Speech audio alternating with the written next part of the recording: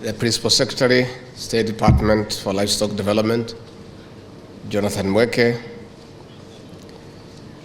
Leaders President, the Director of the Inter-African Bureau of Animal Resources, representatives of the African Union member states and the African Union Commission, representatives of the Food Agricultural Organization, representatives of the World Health Organization, representatives of the International Atomic Energy Agency, representatives of research institutions, researchers, eminent scientists, distinguished partners, distinguished delegates, ladies and gentlemen, good afternoon.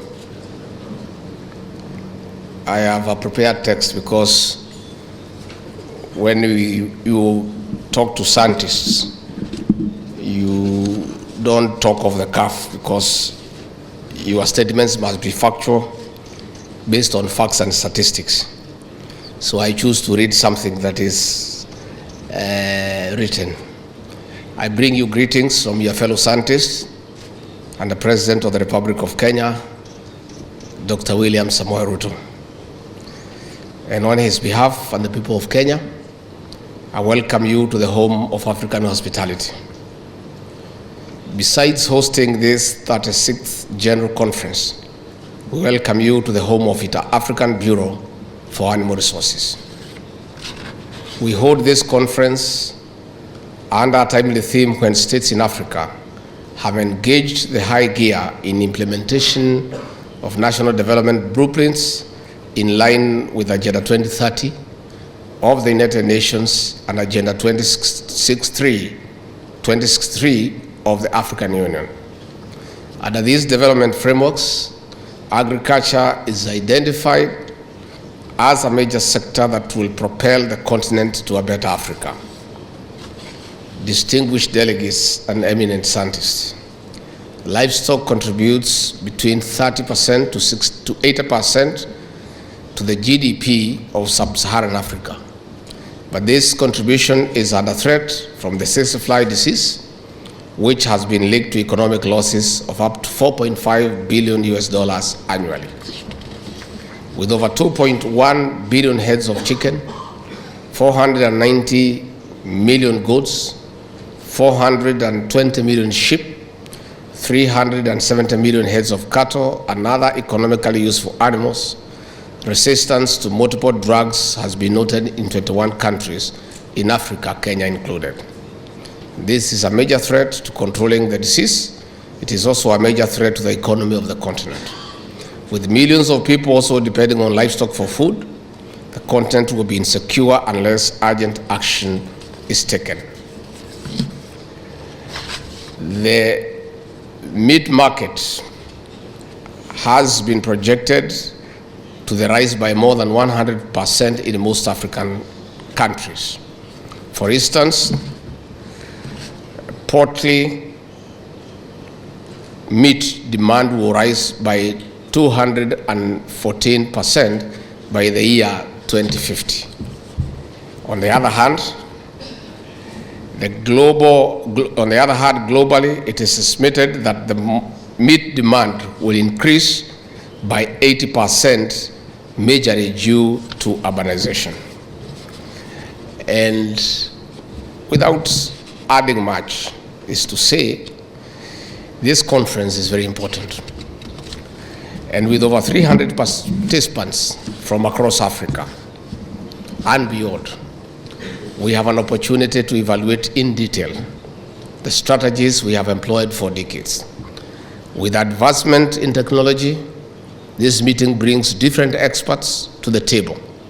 It is through blended ideas that we can innovate to banish the disease. Further, it is a moment to look at the contribution of research in solving contemporary challenges. It is not about the quantity of research, rather the quality of research for positive impact. Distinguished delegates and eminent scientists. On the other hand, research has established that livestock contribute 10% methane, one of the key greenhouse gases driving climate change. Furthermore, over 48% of rangelands degradation in sub-Saharan Africa has been attributed to livestock.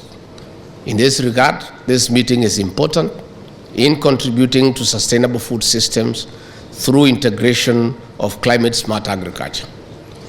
As we also protect the environment from destruction, especially vegetation, we must find a balance for elimination of the tsetse fly.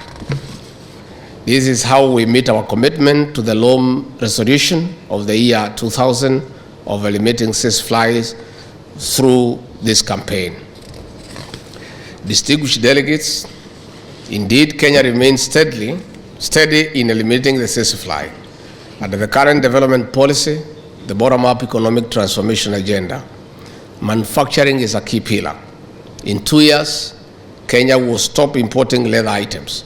That is why we are expelling this fly disease, as it's important as we look forward to spurring the leather industry in Kenya. In conclusion, I call upon all stakeholders to work towards impact outcomes in policy and operational research. On this note, it is my pleasure to declare this 36th General Conference officially opened.